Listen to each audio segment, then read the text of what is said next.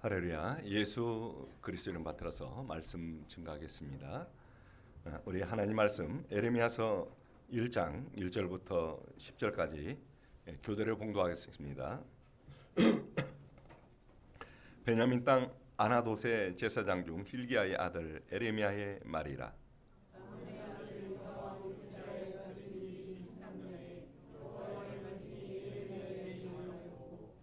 요시야의 아들 유다왕 여호야김 시대부터 요시야의 아들 유다왕 시드기야의 제11년 말까지 임하니라.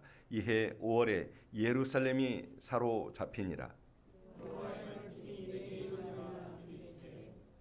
너는 내가 너를 복중에 지키 전에 너를 알았고 내가 태에서 나오기 전에 너를 구별하였고 너를 열방의 선지자로 세웠노라 하시기로.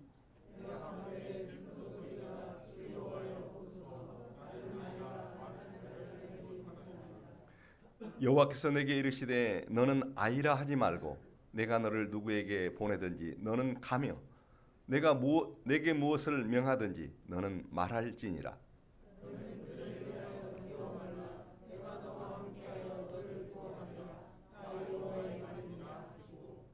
여호와께서 그 손을 내밀어 내 입에 대시며 내게 이르시되 보라 내가 내 말을 내 입에 두었노라. 보라 내가 오늘날 너를 열방 만국 위에 세우고 너로 뽑으며 파괴하며 파멸하며 넘어뜨리며 건설하며 심게 하였느니라. 아멘. 사람들은 에레미야를 선지자를 눈물의 선지자라고 부릅니다. 그가 선지자로 부름을 입었을 때는 하나님께서 당신의 백성을 사랑하셔서 애굽에서 인도하여 내시고 가나안 땅에 살게 한 유다 민족이 부패와 타락으로 멸망을 맞이하게 되는 유다 말기였습니다. 유대 국가의 미래는 마치 영화 속의 그 타이타닉호의 미래와 같은 그런 운명에 처해 있었습니다. 타이타닉호가 아무리 거대하고 아름답다 할지라도 결국 암초를 만나서 두동강 나고 파괴되지 않습니까? 그런 것과 마찬가지의 미래를 가지고 있습니다. 그는 멸망으로 달려가는 유대 국가를 바라보며 수많은 눈물의 애가를 불렀습니다. 그의 애절한 노래를 찾아 한번 묵상해 보면서 그의 마음이 어떠했는지를 한번 그의 슬픔에 대해서 생각해 봅시다. 에레미야 애가 여기 적어놓으시고요. 에레미야 애가 3장 47절에서 51절.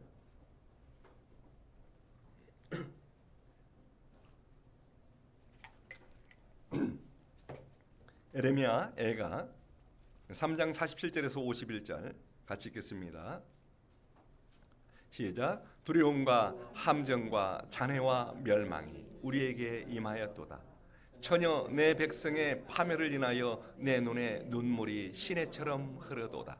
내 눈에 흐르는 눈물이 그치지 아니하고 쉬지 아니하며 여호와께서 하늘에서 살피시고 돌아보시기를 기다리는도다. 나의 성읍의 모든 여자를 인하여 내 눈이 내 심령을 상하게 하는도다. 죽어가고 멸망해가는 것들을 바라보면서 이렇게 산다라고 하는 것은 굉장히 슬픈 일입니다. 무엇인가가 잘 되고 무엇인가가 회복되고 무엇인가가 새로워지는 모든 것을 보면 참 행복하고 기쁨의 노래가 될 것 같은데 자기가 사랑했던 한 성읍이 또 자기가 사랑했던 그런 가족들이나 마찬가지인 그런 자기 민족들이 이렇게 멸망으로 떨어져야 한다는 것, 그들이 장래에 아픔을 겪으면서 그 나라가 사라져야 된다라고 하는 것이 너무나도 그에게는 슬펐던 것입니다. 에레미야 눈은 아마도 퉁퉁 부어 있었을 것 같습니다. 수돗물을 수도꼭지를 틀어놓은 것처럼 늘 눈물이 마르지 않았습니다.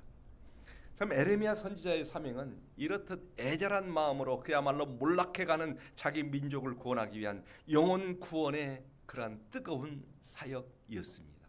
한 사람이라도 구원할 수 있다면 참 그는 여한이 없었을 것입니다.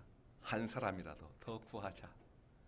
자, 그러면서 외쳤던 영혼 구원의 뜨거운 사명을 감당했던 사명자 에레미야였습니다. 참 영혼을 사랑했던 사람이죠. 그의 고귀한 헌신의 생애를 살펴보면서 오늘 이 시간에는 은혜 받고자 합니다. 그는 누구였을까요? 그는 어떤 사람이었을까요? 그는 어떤 생애를 살았을까요? 우리는 이런 세 가지 질문을 아마 사람들이 우리를 향해서도 던질 것입니다. 그는 누구였을까? 장진 목자는, 아니면 우리 이름을 넣고 생각해 봅시다. 그는 누구였을까요? 그는 어떤 마음으로 이 인생을 살았을까요? 참, 한 삶의 그런 모습을 마치면서 나의 삶에 지나간 그런 흔적들을 살펴볼 수 있겠죠. 당신은 누구이십니까? 그리고 오늘 어떤 삶을 살아가고 있습니까? 그러나 여기에 에레미야는 정말 영혼을 사랑했던 사람입니다. 영혼을 사랑했던 사람. 그래서 영혼을 사랑했기에 눈물이 많았던 그런 사람. 자, 그렇다고 한다면 그는 누구였을까요? 첫째, 하나님께서 영광스럽게 구별하여 세우신 사명자였습니다. 따라서 해보시 바랍니다. 하나님께서 영광스럽게 구별하여 세우신 사명자였습니다. 하나님께서 영광스럽게 구별했다. 그래서 그를 세웠다. 그런 사명자였다. 보통 사명자가 아니죠. 4절 말씀 보겠습니다. 한번 보겠습니다. 시작. 여호와의 말씀이 내게 다 돌아와서 에레미야서 1장 4절 읽겠습니다. 시작. 여호와의 말씀이 내게 임하니라. 이르시되 5절 읽겠습니다. 내가 너를 복중에 지키기 전에 너를 알았고 내가 태에서 나오기 전에 너를 구별하였고 너를 열방의 선지자로 세웠노라 하시기로. 열방의 선지자로 세웠는데 이 사명자 에레미야로 세우셨는데 그 에레미야를 알았던 시기는 언제일까요? 복중의 태에서 지키도 전에 이미 에레미야 선지자를 지으시겠다라고 세우시겠다고 계획을 하셨다는 것입니다. 얼마나 놀라운 일입니까? 어머니 뱃속에 아버지가 그냥 아버지하고 엄마가 결혼하기도 전에 하나님께서 이미 이스라엘 민족을 위해서 그를 선지자로 이미 알고 그를 세웠다. 그래서 참 이런 내용을 봤을 때 참 이 선지자가 어떤 존재인가, 참으로 귀한 존재, 하나님께서 귀하게 구별한 존재인 것을 알 수가 있습니다. 하나님께서 당신의 일꾼으로 사용하시기 위해 그를 특별히 구별하시고 세우셨는데 그 시점이 참 우리에게 많은 감동을 끼쳐줍니다. 그가 얼마나 하나님 앞에 존귀한 존재로 쓰임받는 일꾼이었던가 하는 것을 여기서 알 수 있는 대목입니다. 또한 하나님의 이스라엘 백성들을 향한 영원한 영광을 위한 구속 사업에 동참하고 있는 거룩한 도구로 쓰임받고 있는 위대한 하나님의 일꾼이었습니다. 바울은 하나님의 일꾼으로 부르심을 받은 감동을 이렇게 표현하고 있지요. 그래서 하나님께서 그 일꾼들을 세우실 때는 그냥 세우지 않습니다. 그 시점이 어머니의 모태에서 생긴 이후가 아니라 그 전이다 그 말입니다. 자, 근데 그것을 말하면서도 고린도전서 1장 1절에서 3절 보면 하나님의 그런 일꾼으로 세워지는 것이 얼마나 큰 영광인가 하는 것을 여기서 바울 사도는 그렇게 고백하고 있습니다. 고린도전서 1장 1절부터 3절 같이 읽겠습니다. 시작. 하나님의 뜻을 따라 그리스도 예수의 사도로 부르심을 입은 바울과 및 형제 소스데네는, 그래서 하나님의 일꾼으로 지금 사용되고 있는 사람이 누굽니까? 사도로 부르심을 입은 바울. 사울만 하나님 앞에 일꾼으로 부르심 받았을까요? 및 형제 소스데네는, 소스데네가 어떤 사람인가 정확히 나와 있지는 않지만 하나님 앞에 어떤 작은 일을 하고 있겠죠. 바울 사도를 돕는 일을 할 수도 있겠고 교회에서 어떤 책임을 맡는 사람일 수도 있겠지만 하나님께서 쓰시는 사람입니다. 근데 그냥 하나님의 쓰시는 것이 아니라 하나님의 뜻을 따라서 그리스도 예수의 사도로 쓰임받는 일꾼으로 세워졌다. 하나님의 뜻에 의한 것이다. 하나님의 계획에 의한 것이다. 그래서 일꾼으로 세워진 것이다. 오늘도 우리 성도들도 하나님의 일을 하지요. 부산나게 일합니다. 뭐 이렇게 TV 설치하니까 좋죠. 하루 종일 와서 누가 보지 않아도 그렇게 열심히 일하는 우리 형제님도 계셨습니다. 그것은 그냥 일하는 것이 아니라 바로 하나님께서 하나님의 계획에 의해서 그를 부르시고 그를 사용하시는 것입니다. 이것은 어떻게 보면 너무나도 참 아름다운 그 일이죠. 자, 그런데 저와 여러분도 하나님의 거룩한 일꾼으로 부름받았다는 것을 알고 계시는지요? 어떻게 보면 에레미야를 향해서 복중에 나오기 전에, 태에서 나오기 전에, 복중에서 우리를 지키기 전에 일꾼으로 에레미야를 세웠다고 하는데 우리 역시도 그런 존재라는 것을 깨달아야 합니다. 우리가 하나님의 백성으로서 이렇게 살아가며 주님과 동행하며 살아가며 또 하나님 앞에 예배하며 그리고 또한 주의 일을 힘쓰는 자로 살아가는 그런 그 모든 계획이 우리가 태어나기 전에 이루어졌다는 사실을 우리는 깨달아야 합니다. 참 이런 내용이 저는 믿어집니다. 사실은요, 믿어져요. 이런 하나님의 계획이 믿어져요. 저도 이제 목회자의 사명을 언제 가졌냐면 제가 우리 참미숙에 들어오고 난 다음에 목회자를 그런 꿈을 가진 게 아닙니다. 저의 꿈은 제가 예수님 믿기 전부터 꿈을 가지고 있었습니다. 저희 그 마을 동네 그 같은 중학교 1학년이 있는데 교회를 열심히 일반 성결교회를 다녀요. 그 친구가 그 일요일이 되면 그냥 그 하얀 가운을 입고 그 교회 주변에 풀을 다 뺍니다. 그래서 친구들이 이렇게 얘기했습니다. 쟤는 나중에 목사가 될 것이다. 성이 이씨예요. 그래서 그 친구들이 이렇게 말했습니다. 이 목사. 저는 그 말을 들었을 때 제 마음에서 어떤 그 꿈이 생겨났어요. 나도 목사가 되고 싶다. 나도 목회자가 되고 싶다. 막 그런 목회자에 대한 어떤 설레임이 생겨났어요. 일어났어요. 교회도 안 다니는데 어떻게 그런 마음이 생겨났을까? 왜 그 꿈을 사모하게 됐을까? 지금 생각해 보면 신기해요. 근데 그 친구는 목사가 안 됐고 제가 목사가 됐습니다.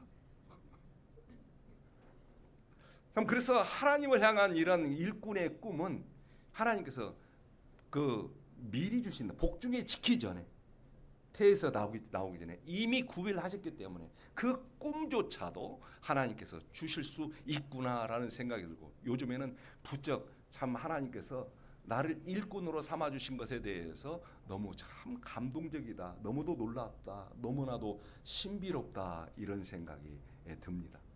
그러니까 여기에 에레미야 선지자가 복중에 지키기 전에 태에서 나오기 전에 이미 구별했다는 말이 믿어져요. 얼마나 영광스러운 일입니다. 스식으로 작정한 자가 주 앞에 일하는 것입니다. 여러분을 뽑아서 하나님의 백성으로 삼기로 작정하셨기에 어머니 모태 전에 작정하셨기에 하나님의 일꾼으로 세웠기 때문에 이 자리에 있다는 그 영광을 아십니까? 하나님은 바로 우리를 구별하여 하나님의 사역자로 삼아 주셨다. 얼마나 감사한 일입니까? 바로 우리들 역시 당신 역시 에레미야와 같이 귀한 일꾼으로 세워진 존재라고 하는 것을 깨달아야 합니다. 당신을 주님의 영광과 존귀한 거룩한 도구로 삼아주시고 오늘 이 시대의 일꾼으로 구별하셨고 사용하셨다는 사실을 깨닫고 계시는지요? 믿어지십니까? 예. 대답 안 하신 분들은 아직도 안 믿고 계시는 것 같아요. 그러면 성경 구절을 통해서 그것을 입증해 드리겠습니다. 그것은 예수님의 제자였던 그 베드로 사도가 말합니다. 우리의 하나님의 백성 된 것, 참 우리가 하나님의 일꾼 된 것은 우연이 아니다. 바로 하나님의 구별과 선택에 의해서 영광스럽게 세워져서 하나님의 일꾼이 되었다라고 하는 것을 그는 증언하고 있습니다. 베드로전서 2장 9절입니다. 자, 우리가 하나님의 일꾼으로서 어떤 존재로 세워졌는지를 이미 구별되었음을 베드로 사도는 이렇게 장엄하게 선언하고 있습니다. 우리는 어떤 존재일까요? 같이 한번 읽어보겠습니다. 시작. 오직 너희는 택하신 족속이요 왕같은 제사장들이요 거룩한 나라요 그의 소유된 백성이니 이는 너희를 어두운 데서 불러내어 그의 기이한 빛에 들어가게 하신 자의 아름다운 덕을 선전하게 하려 하심이니라. 그의 기이한 빛에 들어가게 하신 자의 아름다운 덕을 선전하는 일꾼으로 세우기 위해서 저와 여러분을 하나님께서 택하신 족속으로 세웠고 택하신 족속으로 불렀고 왕같은 제사장으로 불렀고 양같은 제사장으로 세웠고 거룩한 나라로 여기신다라고 말씀하고 계시는 것입니다. 그래서 하나님의 일꾼으로 이렇게 우리를 세웠다는 거죠. 그래서 에레미야 선지자만 이렇게 특별히 구별하고 사용하시는 것이 아니라 그 못지않게 우리가 하나님의 백성으로 살고 하나님의 일꾼으로 산다라고 하는 것은 이렇게 특별한 은총과 은혜와 선택에 의해서 가능하다는 것을 알 수가 있습니다. 하나님은 때로는 까마귀도 사역자를 삼아서 하나님의 일꾼으로 그렇게 부리시기도 합니다. 까마귀 같은 존재도 귀하게 사용하세요. 근데 그 까마귀를 귀하게 사용했던 성경 속의 사건은 어떤 사건입니까? 까마귀 사건. 허기지고 지쳐있는 엘리야에게 먹을 것을 공급해 줄 때 까마귀를 사용하셨어요. 시커먼 까마귀들이 날라와가지고 이제 아침에도 떡과 고기를 저녁에도 떡과 고기를 가져다가 그렇게 주었습니다. 까마귀도 사용해요. 하나님께서 당신의 사역자로. 그리고 벳박의 어린 나귀 새끼를 예수님의 사역자로 사용하십니다. 나귀도 그렇게 귀하게 사용하십니다. 구별하셔서. 그래서 이 나귀는 보통 나귀가 아니고 이 까마귀는 보통 까마귀가 아닙니다. 세상에 수많은 까마귀가 있지만 구별된 까마귀예요. 구별된 나귀입니다. 문제는 그 까마귀와 나귀를 구별해서 하나님의 사역자로 사용하고 있다는 그것이 바로 영광이고 영예입니다. 나귀는 그래서 예수님께서 한 어린 나귀를 만나서 타시고 그리고 그 이스라엘을 구원해 주시는 온 세상을 구원해 주시는 그러한 그 왕으로서 예루살렘에 입성하게 됩니다. 얼마나 귀한 나귀입니까? 나귀는 현명하지 못한 짐승의 대명사입니다. 그래서 이솝 우화에도 등장하죠. 어느 날 소금자루를 지고 다리를 건너던 당나귀는 휘청거렸습니다. 너무 무거워서. 그래서 그러다가 그만 물에 빠지고 말았습니다. 한참을 허우적거리다가 겨우 물 밖으로 나오니까 소금이 물에 녹아 짐이 한결 가벼워졌습니다. 이것을 경험한 당나귀는 소금 자루를 지고 갈 때마다 일부러 물에 빠지는 꼼수를 부렸습니다. 이를 눈치챈 농부가 소금자루를 등에 얹어서 제께에 제가 넘어가게 했다는 우화가 있습니다. 어리석은 당나귀. 하지만 그 하나님께서 그 나귀를 수많은 세상의 나귀 중에 구별하셔서 사용했다라고 하는 것. 예루살렘 입성하실 때의 귀한 제목으로 도구로 사용하셨다고 하는 것. 그 나귀는 얼마나 영광스러운 나귀입니까? 참 하나님께서 이렇게 택하신 족속으로 세웠고 왕같은 제사장으로 세웠고 거룩한 나라로 그리고 소유된 백성으로 세우셨다면 이렇게 나귀도 귀하게 사용하시는 하나님께서 우리를 이렇게 귀하게 세우신 하나님께서 우리를 향한 삶의 계획이 당신의 계획이 없으실까요? 틀림없이 이러한 사명을 맡기 위해서 어떤 사명을 위해서 저와 여러분을 통해서 무엇인가를 이루고자 하는 그 사명을 위해서 하나님이 저와 여러분을 부르셨다는 것을 오늘 이 시간 깨달으시기를 바랍니다. 그리고 기도하시기 바랍니다. 하나님의 이런 왕 같은 제사장으로, 하나님의 거룩한 나라로 나를 이렇게 정말 영화로운 존재로 세우셨다는데 저를 왜 그렇게 무슨 목적으로 저를 부르셨습니까? 저에게 그 사명을 알려주십시오. 그리고 그 주님이 계획하신 바 모든 사명이 저를 통해서 이루고자 하는, 우리를 통해서 이루고자 하는 사명이 내 일생이 다가기 전에 다 이룰 수 있도록 주여 그 사명을 깨닫게 하옵소서. 우리는 이렇게 기도해야 할 것입니다. 하나님께서 여러분을 하나님의 일꾼으로, 거룩한 왕 같은 제사장으로 세우실 때 하나님은 어떤 계획을 가지고 세우셨을까요? 그것이 바로 우리의 기도 제목이고, 그걸 물어야 합니다. 그것이 바로 우리 일생의 하나의 목적, 내가 사는 목적일 수 있어야 합니다. 성공적인 그러한 인생은 하나님이 세우신, 계획하신 그 목적을 이루는 것, 그것이 성공적인 인생이 될 것입니다. 두 번째, 그는 누구였을까요? 그는 누구였을까요? 그는 첫째로 하나님께서 영광스럽게 구별하여 세우신 사명자였습니다. 두 번째는 일꾼으로 세워진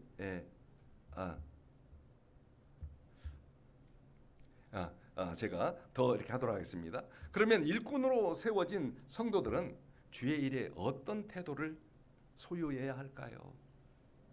하나님의 거룩한 택하신 그런 족속으로, 거룩하게 구별한 하나님의 나라로, 왕 같은 제사장으로 세워받은 우리들은, 하나님의 뜻에 따라서 세워진 일꾼들은 어떤 태도를 가지고 살아야 할까요? 고린도전서 4장 1절 2절. 고린도전서 4장 1절 2절입니다.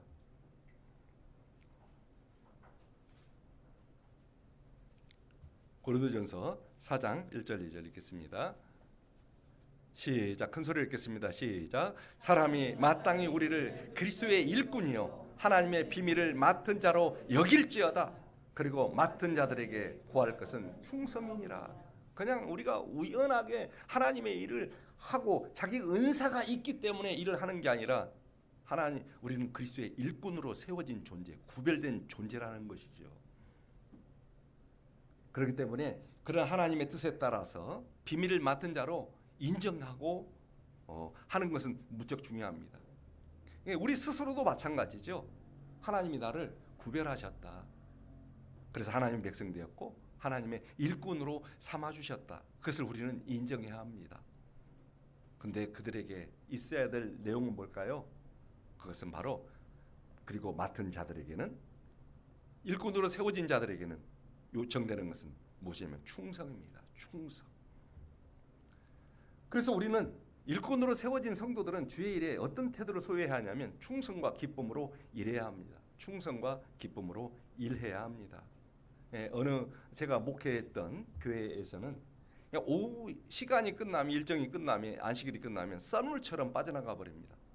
그리고 너무나도 교회가 적막하고, 그리고 또한 절강 같았습니다. 교회를 절로 만들면 되지 않지 않습니까? 그죠? 교회가 절강 같아요. 그래서 저는 이런 꿈을 가졌습니다. 생각을, 이런 기도를 했습니다. 교회가 좀, 성도들이 좀 머무를 수 있는 교회가 됐으면 좋겠다. 그리고 토요일 밤중까지도 우리 아이들이 교회 활동도 하고 성경 공부도 하고, 또 우리 어른들도, 장년반들도 뭐 각종 모임도 하고 기도회도 하고, 좀 활발하게 좀 서로 안에 이런 교제가 일어나는 그런 교회가 되었으면 좋겠다. 그래서 토요일 밤중까지 참 이런 서로의 그런 모임 속에서의 활동이 지속됐으면 좋겠다, 이런 생각을 했습니다. 그리고 사실 우리 아이들이 지금 우리들의 품에 있기 때문에 참 믿는다고 생각하지만, 사실은 우리 아이들이 사실 완전히 예수님을 영접했다라고 볼 수는 없습니다. 언젠가 자신의 삶 속에서 선택을 해야 되겠죠.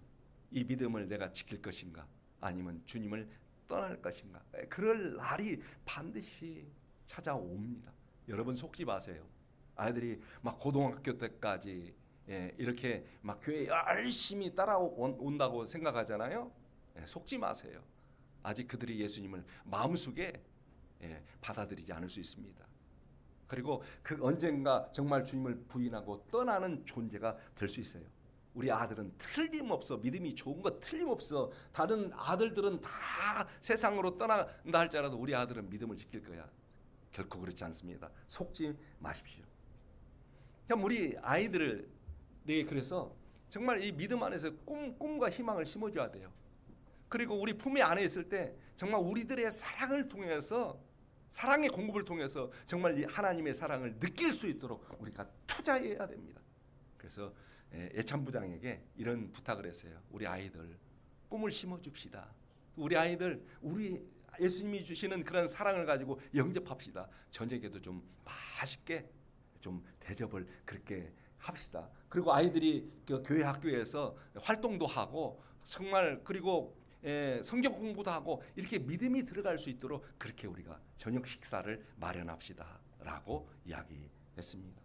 그래서 애찬 부장이 여러 사람들 부원들과 함께 그렇게 그 저녁 식사를 준비했고 결과적으로 성공적으로 이렇게 그 모임과 활동이 진행이 되었습니다. 그래서 토요일 날 저녁이 되면 완전히 축제의 시간이었어요. 축제의 시간. 그때는 또 토요일 날 저녁 기도회까지 전체 전성도 기도회 뭐 식사까지 하고 막 기도를 그냥 찬양하고 기도하고 또 그 전성도 기도회는 2개월에 한 번씩 했습니다. 그런데 그 전에는 이 청년들도 거기에 많이 남게 되고 그다음에 어른들도 기도하는 팀들이 기도를 하게 되고 많은 분들이 정말로 집에 안 가고 저녁까지 그 도시교회에서도 그렇게 활동을 했습니다. 그러나 교회 일이라고 하는 것이 항상 그렇게 그 모든 것을 이해하는 것만은 아닙니다. 어떤 분은 그렇게 와서 항의를 했습니다. 이렇게 예찬 부장이 힘들면 다음 예찬 부장이 어떻게 하라고 이렇게 저녁까지 식사까지 해서 힘들게 만듭니까? 당장 폐지하십시오. 저녁 모든 활동을 식사도 자기 집에 가서 밥 먹고 오게 하십시오라고 이야기를 하는 분도 있었습니다. 그런데 이제 그래서 제가 이렇게 얘기했죠. 그 저녁 식사도 제가 억지로 시킨 게 아닙니다. 한번 물어보세요. 그랬더니 애찬 부장한테 물어보더라고요. 이거 힘들지 않습니까? 왜 이렇게 식사를 하는 것입니까? 그러니까 애찬 부장이 저희가 원해서 하는 거예요. 정말 저희가 기뻐서 하는 거예요. 라고 말하면서 일단은 그 급한 불이 꺼졌습니다. 근데 그 후에 저녁에 식사 때에 그분이 이렇게 참석하게 됐어요. 식사 시간에. 근데 막 교인들이 그냥 일찍 오후 예배만 드리고 집에 가던 분이 저녁에 우연히 남게 됐는데 교인들이 가득 차 있는 거야. 학생들이 막 이렇게 막 활동이 활발한 것을 보고 감동하고 이게 진짜 교회의 모습이다. 우리가 해야 될 일이다. 그러면서 그분들까지도 적극적으로 아이들을 막 영접하고 교회의 어떤 식사당번도 하시고 하면서 활발하게 교회가 이렇게 움직이는 그런 결과를 얻게 되었습니다. 그리고 그들은 지금도 기쁨으로 그렇게 아이들을 위해서 헌신하는 그런 삶을 살아가고 있습니다. 자, 그래서 어쨌든 일꾼들로 세워진 성도들은 주의 일에 어떤 태도를 소유해야 될까요? 우리가 억지로 하는 게 아닙니다. 우리가 기뻐서 하는 일입니다. 그렇죠? 주님의 일에 대해서 충성과 기쁨으로 일해야 됩니다. 그리고 주님의 부르심에 기쁨으로 응답해야 합니다. 주님의 부르심에 기쁨으로 응답해야 됩니다. 이렇게 부탁을 드렸을 때 기꺼이 하지요 라고 하는 사람들이 있었기 때문에 그 교회의 그러한 그 교회가 교회 학교나 모든 활동이 이렇게 활성화될 수 있었던 것이죠. 어떤 사람이 김밥을 그렇게 예수님을 처음 믿게 됐는데요. 김밥을 먹다가 헌신의 사명을 깨달았다고 합니다. 그래서 사람이 깨달으려면 은혜를 받으려면 김밥만 먹어도 깨달아져요. 깨달음이 와요. 어떤 깨달음을 얻었냐면 그 김밥 속에 단무지를 보면서 감동을 받았다고 합니다. 그렇게 그는 이렇게 말했습니다. 단무지도 김밥을 위해서 자기 몸을 바치는데 예수님을 믿는 나도 예수님을 위해서 내 몸을 바쳐야 되겠다. 그러니까 이 김밥이 맛있을 수 있는 것은 단무지 때문에 맛나게 하잖아요. 그러니까 이 단무지를 보면서 단무지가 김밥을 위해서 자신을 바쳤다라고 생각을 했다는 것입니다. 오늘도 우리도 이렇게 주님을 위해서 헌신합시다. 기쁨으로 주님의 부르심에 응답합시다. 단무지도 김밥을 위해서 자기 몸을 바치는데 나를 거룩히 주님의 일꾼으로 세우신 주님 앞에 내 몸을 당연히 드려야 되지 않겠습니까? 주님의 부르심에 기쁨으로 응답하시기를 바랍니다. 두 번째는 에레미야는 어떤 존재였느냐? 사명을 받들기에 역부족이었던 사람이었습니다. 사명을 받들기에 역부족이었던 사람. 6절 보겠습니다. 내가 가로되 슬프도 소이다. 다시 돌아와서 보겠습니다. 에레미야서 1장 6절 같이 큰 소리로 읽겠습니다. 시작. 내가 가로되 슬프도 소이다. 주 여호와여 보소서 나는 아이라 말할 줄을 알지 못하나이다.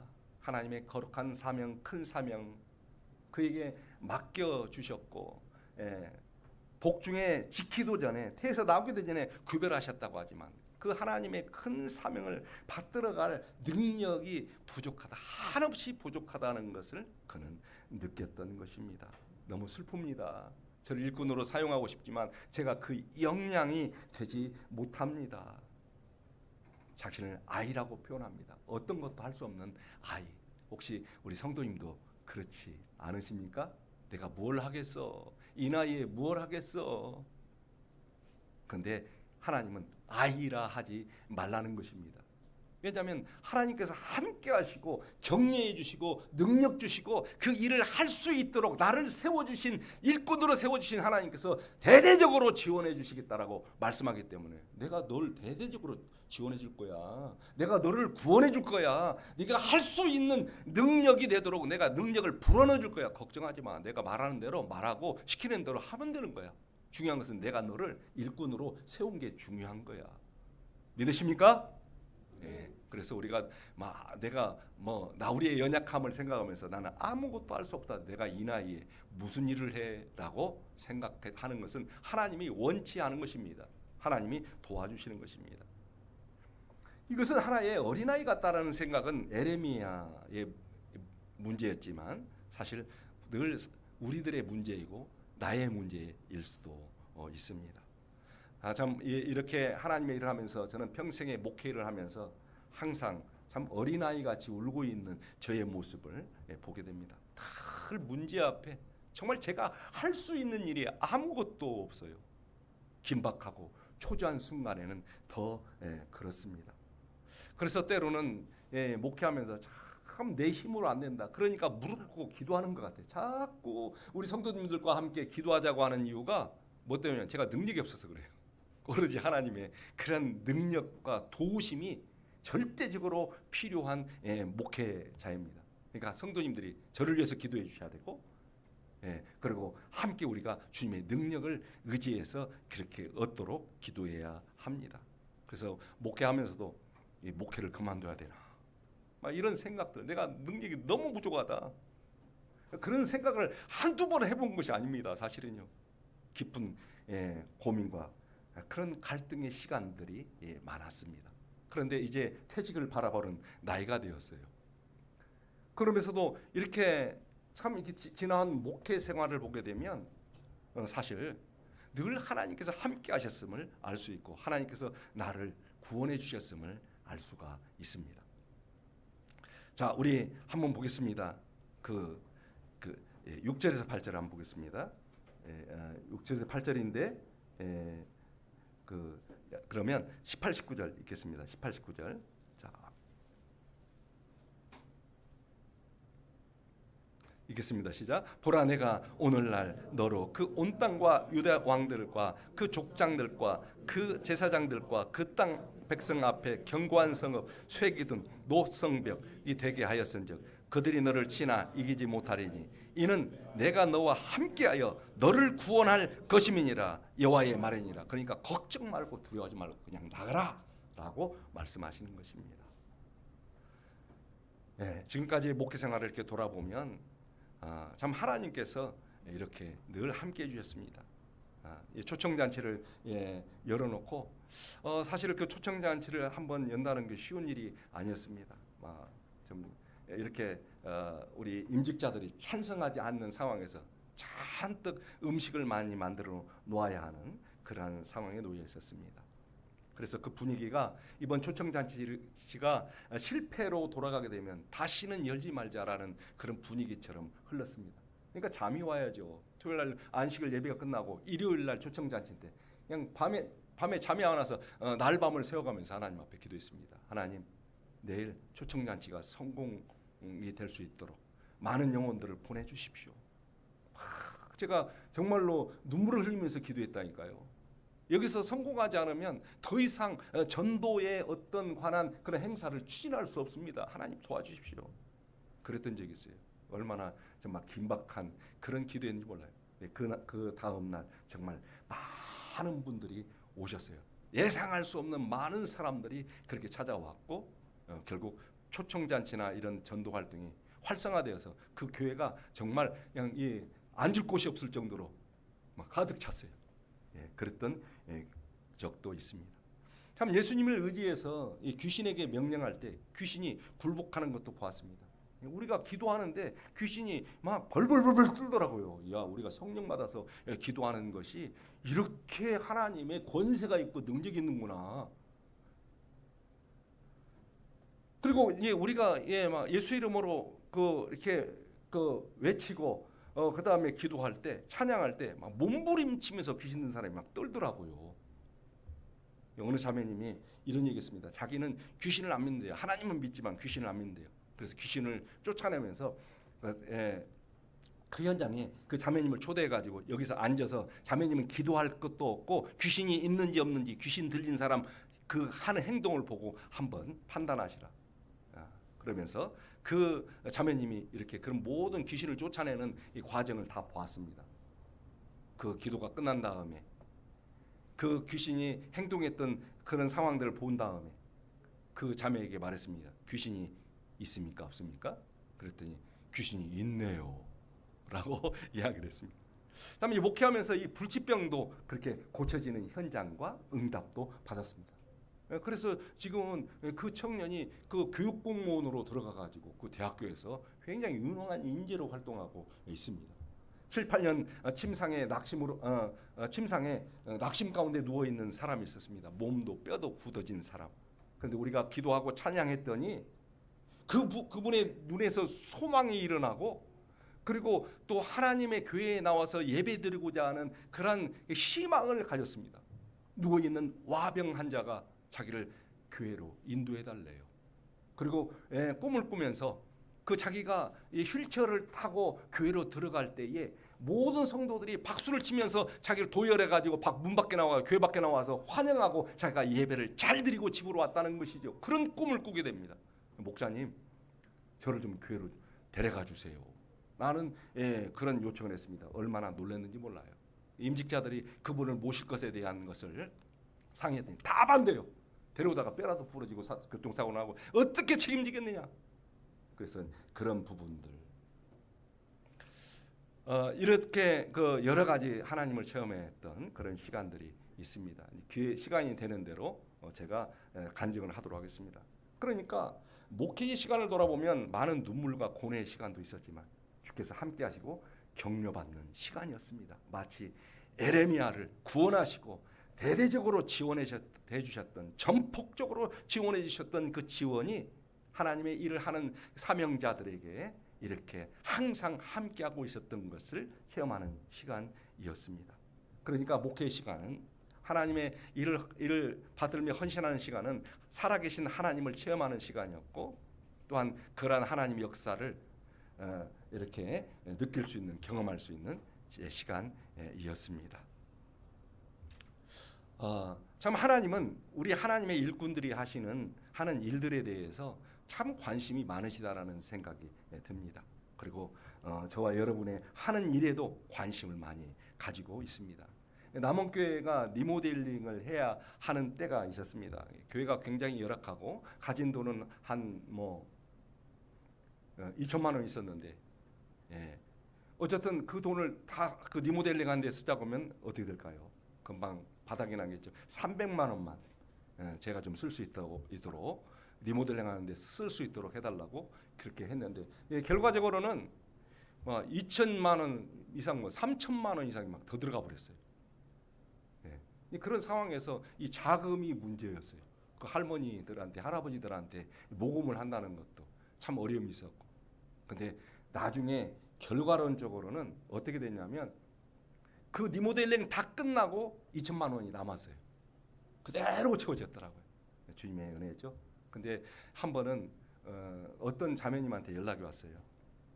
어제 저녁에 잠을 자는데 꿈을 꿨대요. 근데 예수님이 자기를 막 혼내드려요. 옛날에 고등학교 때인가 언젠가 작정응업을 했는가 봐요. 남원교회 건축할 때. 근데 그때 작정헌금을 하고 헌금을 할 것을 잊어버리고 산 거예요. 지금까지. 그러니까 몇십 년이 지난 것이죠. 근데 예수님께 막 꾸중을 들었대요. 네가 작정헌금 했는데 왜 그 헌금을 하지 않느냐, 이행하지 않느냐, 지금 해라. 그래가지고 저한테 연락이 왔어요. 계좌번호 알려달라고. 이자까지 해가지고 보내줬습니다. 참 하나님께서는 우리가 하는 일에 대해서 얼마나 관심을 갖고 또 지원해 주신지 몰라요. 그래서 남원교회 리모델링 할 때에도 참 감사하더라고요. 그래서 하나님의 일꾼이 하는 것은 참 어린아이 같고 나는 능력 없다고 하지만 하나님께서 역사해 주시고 지원해 주신다는 것을 깨달아야 합니다. 그래서 우리는 어린아이라고 말하지 마시기 바랍니다. 나를 지원해 주시고 나를 구원해 주시고 우리 교회를 붙드시고 우리 교회 가운데 역사하시는 하나님의 구속의 구원의 역사가 있음을 우리는 깨달으시기를 바랍니다. 세 번째, 구령사업에 뜨거운 가슴을 가진 사명자였습니다. 따라서 해보시기 바랍니다. 구령사업에 뜨거운 가슴을 가진 사명자. 자, 여기 구령사업이라고 하는 것은 뭘까요? 구할 구자, 영을 구원한다. 영혼구원 사업의 이라는 뜻입니다. 구령은 영혼구원 사업에 뜨거운 가슴을 가진 자입니다. 그는 멸망해 가는 자기 민족을, 자기 백성을 회개로 돌이켜서 하나님의 용서를 받아 구원 받게 되기까지를 간절히 사모했던 사람이었습니다. 그래서 그는 눈물로 기도했던 사람이죠. 자, 그의 그 뜨거웠던 영혼구원의 사명을 위해서 뜨거웠던 그의 마음을 한번 이렇게 어떠한지 살펴봅시다. 에레미야서 20장 9절. 에레미야서 20장 9절입니다.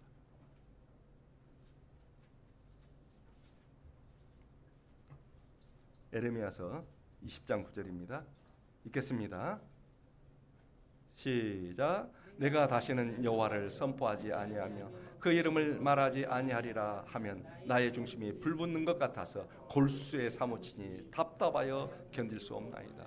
참 하나님의 백성을 위해서 구원하기 위해서 증거되는 말씀이지만 선포되는 말씀이지만 오히려 그 말하는 것을 곱깝게 여기고 아주 그 친구들조차도 원수처럼 여깁니다.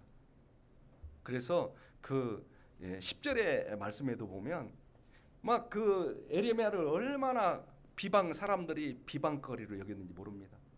그리고 이렇게 말합니다. 10절에 보면 그들이 이르기를 고소하라, 우리도 고소하리라. 나의 칠함봇도 나의 타락하기를 기다리며 피차 이르기를 그가 혹시 유혹을 받으리니 우리가 그를 이기어 우리 원수를 갚자 하나이다. 원수처럼 느꼈어요. 그의 진실한 선한 마음으로 그 민족이 구원하기를 원했는데 친구들조차도 원수처럼 느꼈어요. 말해봤자 손해입니다. 헛수고요. 내가 말을 하지 않겠다. 그런 결심도 해봅니다. 말해봤자 소용없으니까. 하지만 그의 마음에는 하나님의 말씀이 불붙어서 막 뜨거워집니다. 왜냐하면 자기가 그 말씀을 전하지 않았을 때 그들의 미래와 문명이 어떻게 된다는, 결과가 어떻게 된다는 사실을 에레미야는 누구보다도 잘 알았기 때문입니다. 그래서 자기 동족을 향한 끌어오르는 그 애정이 그로 하여금 그렇게 전도의 사명을, 구원의 사명을 불붙게 만들었던 것입니다. 팽목항이 어디에 있죠? 목포에 있죠? 맞죠? 진도인가요? 팽목항이 어디에 있습니까? 예? 진도에 있구나. 근데 그 아직도 팽목항을 떠나지 못하는 부모들이 있다고 합니다. 왜냐하면 차가운 바다 속에서 죽어가는 어린아이들을, 자기 자식들을 구원하지 못함에 대한 그 안타까운 마음 때문에, 지켜주지 못했던 그런 미안함 때문에.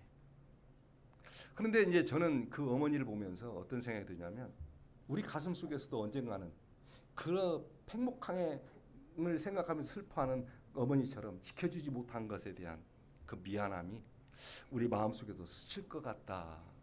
우리 생각해도 스칠 것 같다. 그런 생각이 듭니다. 언제 그런 생각이, 미안함이 생길까요? 영광의 그날이 올 때입니다. 예수님 앞에 멸류관을 받을 때이겠죠. 그래서 영광의 자리에 서 있을 때 아마 이런 생각이 들 것 같아요. 나의 사랑하는 아들, 딸, 어머니, 아버지, 가족들이 이 영광의 자리에 함께 있었더라면, 이 영광의 멸류관을 함께 쓸 수 있었더라면, 그런 생각이 들었을 것 같습니다. 그래서 영혼구원의 열정을 우리가 지금 불태우지 아니하면 지금 언젠가 큰 아쉬움과 우리들의 가슴에 아마 아려오는 그런 날이 있을 것 같다라는 그런 생각이 문득 일어납니다. 어떻게 보면 지금은 가족들을 구원할 수 있는 절호의 기회, 이 시간은 골든 타임일 수 있습니다. 서부에는 50년 만에 교회를 돌아온 형제가 있었죠. 그래서 왜 돌아왔냐면, 아내를 천국 보내기 위해서, 이렇게 착한 아내가 지옥 가서 쓰겠냐고 말이죠. 나는 이 아내가 좋은 곳에 가야 된다라고 하는 것을 알고 그 아내를 데리고 왔어요. 아내가 별로 믿음 생활을 하려고 하지 않는 그런 마음인데도 불구하고 항상 준비해야 돼. 우리가 이렇게 젊은데, 나이가 안 되는데 80이나 되거나 믿읍시다. 이 아내가 얘기했어요. 그렇지 않아. 우리가 차 몰고 가다가 교통사고 나면 바로 가는 거 아니야. 그러니까 우리가 지금 믿어야 돼. 미리 준비해야 돼. 그래서 그 아내가 나오자마자 얼마 안 돼서 성령을 받고 세례받고, 근데 막 이 구강에 암이 생겨서 갑작스럽게 세상을 떠나버린 거예요. 근데 그 짧은 시간에 예수님께 나왔던 그런 믿음 생활했던 시간이 아마 한두 달도 안 됐던 것 같아요. 그 속전속결로 그냥 성령 먼저 받고, 하늘나라 기업의 보증이잖아요. 하나님께 받은 거잖아요. 세례 받고 그러고 그냥 암 걸려서 그냥 딱 간 거예요. 그때 믿지 않았다면, 그때 그 좋은 기회, 황금 시간을, 골든 타임을 활용하지 않았다면 그 안에는 어떻게 됐을까요? 참, 우리는 사랑하는 자녀와 가족들, 이웃들의 구원을 향해서 한번 우리는 깊이 생각해야 되고, 우리의 그 사명의 뜨거운 불길이 에레미야처럼 솟아나야 합니다. 왜냐하면 그들을 향해서 이미 심판의 카운트다운이 시작이 되었기 때문입니다. 심판의 카운트다운이 시작됐어요. 정말로 구원할 그런 시간이 영원하지 않습니다. 지금 이 순간에 내 사명의 불길이, 내 자녀를 향한 구원의 그런 불길이 타오르지 않으면 영영이 그들을 구원할 수 없을 수 있습니다. 지금이 골든 타임입니다, 여러분. 지금은 사랑하는 사람들을 향해서 영혼 구원을 향한 열정을 불태워야 할 때입니다. 지금이 에레미야 같이 사명의 눈물을 흘려야 될 때일 수 있다는 것을 기억하시기를 바랍니다. 묵도드리겠습니다. 할렐루야, 아멘.